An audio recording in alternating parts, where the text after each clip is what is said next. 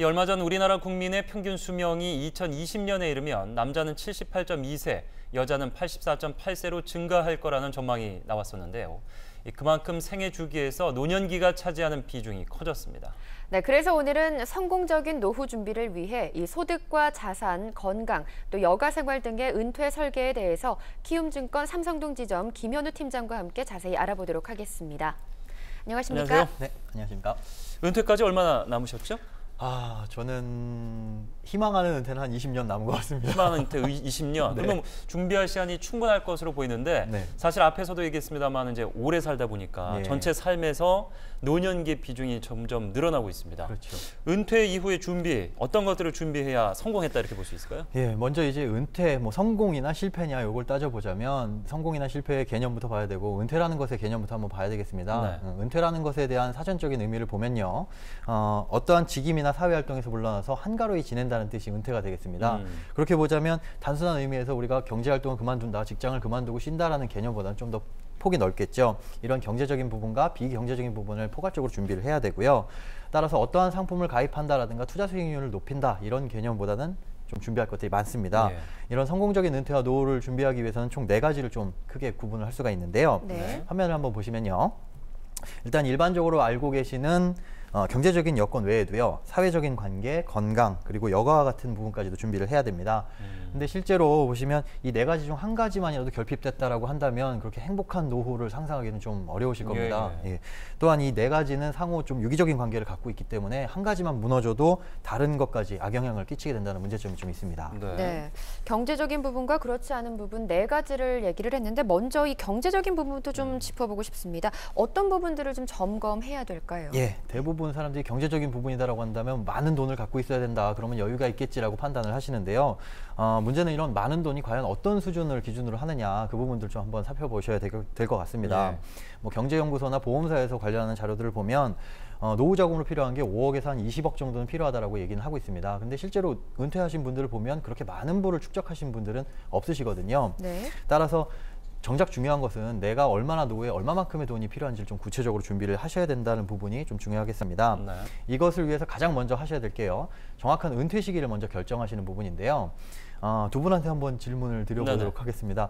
두 분의 은퇴 나이는 언제 정도라고 좀 생각을 하시나요? 저는 좀 일을 오래 하고 싶어서 네. 70세? 70세 정도.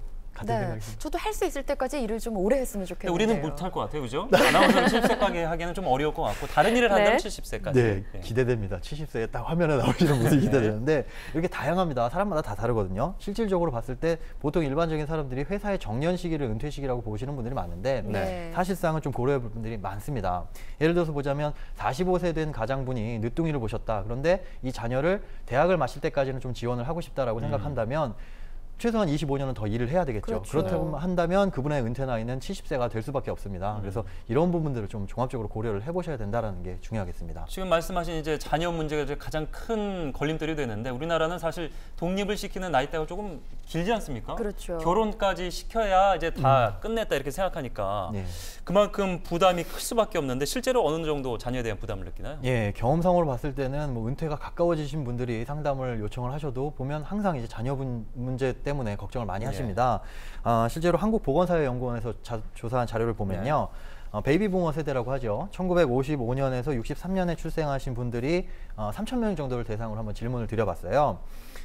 지금 학비를 제외한 경제적인 지원을 해주고 있는 20세 이상의 자녀가 있습니까? 라는 질문에 49% 정도만 없다. 그리고 나머지 분들은 아직도 지원을 하고 있다고 말씀을 하셨거든요. 네. 근데 문제는 학비를 제외한 거였고요. 학비까지 포함을 하게 된다면 아마 대부분의 부모님들이 자녀를 위해서 경제적인 지원을 해주고 있다라고 응답을 하실 겁니다.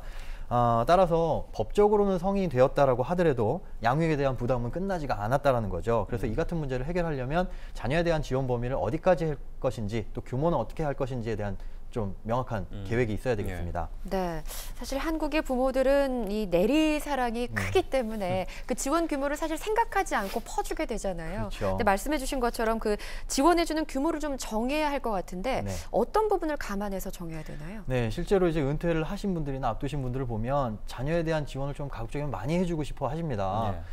그러면 저희는 역으로 질문을 드리죠. 자녀의 뭐 미래와 그다음에 본인의 노후 둘 중에 하나를 선택하셔야만 된다라고 한다면 어떤 것을 선택하시겠습니까 하면 본인의 노후라고는 말씀은 하십니다. 그런데 네. 본인의 노후에 얼마만큼의 돈이 들어갈지 모르기 때문에 자녀에 대한 지원 규모도 결정을 못 하시는 거거든요. 예. 이런 것들은 차근차근 설정해 나가면 되겠습니다. 크게 이제 대학 등록금이나 결혼 자금이 될 텐데요. 먼저 대학 등록금 수준을 보자면 가정마다 다 다릅니다. 뭐 1년까지 지원을 주시겠다는 분들이 있는가 하면 4년 내내 또는 대학원까지도 지원을 해주시겠다는 분들이 있거든요. 예. 이런 부분들을 좀 합의를 보셔야 되는데 심지어는 남편분과 아내분의 생각이 다른 경우도 좀 있습니다. 그렇죠. 그래서 이런 부분들을 결정을 하기 위해서는 가정의 재무적인 대화가 반드시 필요하고요. 또 결정이 됐다라고 한다면 그 이후부터 그 자금을 모으기 위한 저축 계획이 좀 수립이 되겠죠. 또한 이런 상황이 결정이 되면 자녀한테도 그 내용을 반드시 알려주셔야 됩니다. 그래서 본인들도 본인의 대학 등록금이나 결혼 자금을 마련할 수 있도록 그런 미리 계획을 준비할 수 그렇죠. 있도록요. 그런 계획을 세울 수 있도록 좀 도와주셔야 되고 이러한 자녀에 대한 부분이 좀 끝나고 나면 거기에 이제 병행되어야 될 게 연금이라든가 아니면 뭐 목돈이 필요하다면 이런 현금 자산들을 준비해야 될 그런 게 필요하겠습니다. 네. 자녀에 대한 지원 규모 주실 게 별로 없으면 빨리 없다라고 그냥 자신 있게 말씀하시고 독립할 수 있게 도와주는 것도 도움이 될 것 같습니다. 네. 자, 노후하면 연금을 빼놓을 수가 없죠. 네. 어느 정도 연금이 좀 있어야 됩니까? 많으면 좋겠죠. 네. 그런데 이제 실제로 연금이란 건 내가 생활비를 충당하기 위한 부분이기 때문에 네. 생활비가 과연 얼마나 필요하느냐 이걸 먼저 검토를 하셔야 됩니다. 현재 대학생 자녀를 둔 가정을 한번 예를 들어 보자면요. 예. 화면을 보시면 뭐 주거비라든가 등등 빠져나가는데 자녀로 인한 돈들이 뭐 교육비, 자녀 용돈, 일부 저축보험료 뭐 이런 것들이 될 겁니다. 그런데 이런 자녀들을 위한 비용들을 빼고 나면 실제적으로 필요한 돈은 확 줄어들게 되죠. 그렇네요. 152만 원 정도는 최소한 필요하다. 여기에 이제 각종 경조사비라든가 아니면 여가 활동을 위한 부분들 포함해가지고 준비를 하시면 될 거고 필요한 금액 대비 국민연금이나 이런 것들이 얼마만큼 준비되어 있는지 부족한 부분은 그거를 이제 저축하시면 되겠습니다. 네. 그런데 이제 목돈이 들어갈 일이 또 있잖아요. 연금 외에도 이런 부분은 어떻게 좀 준비를 하면 좋을까요? 예, 주로 이제 생각을 못 하시는 부분이 자동차에 대한 부분이 있습니다. 뭐 늙어서 얼마나 운전을 하겠느냐 하는데 네. 요즘에 보시면 연세 많으신 분들 운전 많이 하시죠. 그렇습니다. 따라서 이제 차량 자금에 대한 부분도 별도로 구성을 하시는 게 좋고요. 네.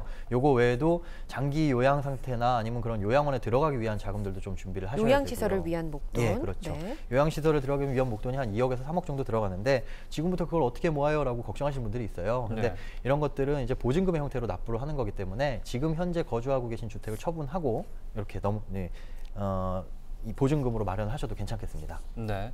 자, 은퇴를 앞두고 계신 분들, 이미 은퇴를 하신 분들 정보를 또 이렇게 좋은 정보들을 많이 제공하는 그런 곳이 만들어졌다고 하죠? 예, 예. 예, 어디입니까? 예, 바로 어제 개설이 됐습니다. 네. 보건복지부와 한국노인인력개발원이 마련한 사이트인데요. 베이비부머 정보 종합 포털이라는 사이트입니다. 예. 여기에 가시면 귀농이라든지 창업, 취업 이런 부분뿐만 아니라 건강, 여가에 대한 다양한 정보를 제공해 주기 있기 때문에 반드시 한번 찾아보시면 좋겠고요. 또 이벤트 같은 것도 상시로 진행을 하고 있습니다. 그래서 꼭 네. 한번 들어가 보시면 반드시 많은 도움이 되실 겁니다. 예. 네. 그러면 이 소득이나 자산 같은 경제적인 측면 외에도 또 사회생활이나 건강도 그렇죠. 이제 노후 준비를 위해서 필요한 네. 요소인데 이런 부분도 좀 어떻게 준비하면 좋을지 다시 한번 짚어주시죠. 네, 알겠습니다. 뭐 사회적 관계나 여가 같은 경우는 본인의 역량이기 때문에 언급하기는 좀 어렵지만 건강 같은 부분은 좀 준비를 하셔야 됩니다. 우리가 통상 이제 아픈 것에 대비해서 보험을 들기는 하지만 보험 자체가 어떤 질병을 막아주는 건 아니죠. 네. 암보험 가입했다고 해가지고 암에 안 걸리는 거 아니듯이 그렇죠. 뭐 오히려 진짜 돈을 들인다면 건강검진에 위한 좀 투자를 하셨으면 좋겠습니다. 매달 5만 원 정도씩만 저축하더라도 2년 정도면 120만 원 정도가 발생을 하죠. 그래서 이런 건강보험공단에서 해주는 일반 건강검진 이걸 보시면 보통 일반적으로 나이가 40대 이상은 되어야 그 무료 혜택을 받을 수가 있습니다. 네. 이거 외에 생애 전환기 뭐 건강진단이나 이런 것들도 있지만 마찬가지로 40세나 66세 정도가 돼야 받으실 수가 있거든요. 예. 그래서 40세가 되기 전까지 사각지대에 놓일 수가 있는 부분을 내 돈을 네. 좀 활용을 해가지고 건강검진을 주기적으로 받으셔라라고 말씀을 드리고 싶습니다. 5만 원씩 2년 동안 모으면 120만 원. 이 정도면은 건강검진을 전문적으로 하는 병원에서 뭐 CT, MRI, 초음파 검사까지 다 받으실 수가 있으니까요. 네. 이런 부분들은 좀 반드시 준비를 하셨으면 좋겠습니다. 알겠습니다. 성공적인 은퇴 준비를 위해서 마지막 조언 짧게 전해주시죠. 예.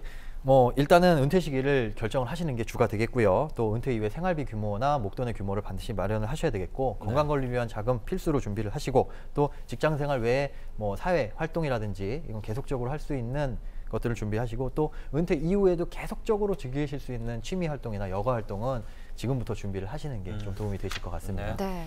시작은 이제 은퇴 시기를 정하는 것에서부터 시작해서 여러 가지 요소를 좀 고려해야겠다는 생각이 예. 듭니다. 오늘 경제브리핑이었습니다. 고맙습니다. 고맙습니다. 고맙습니다.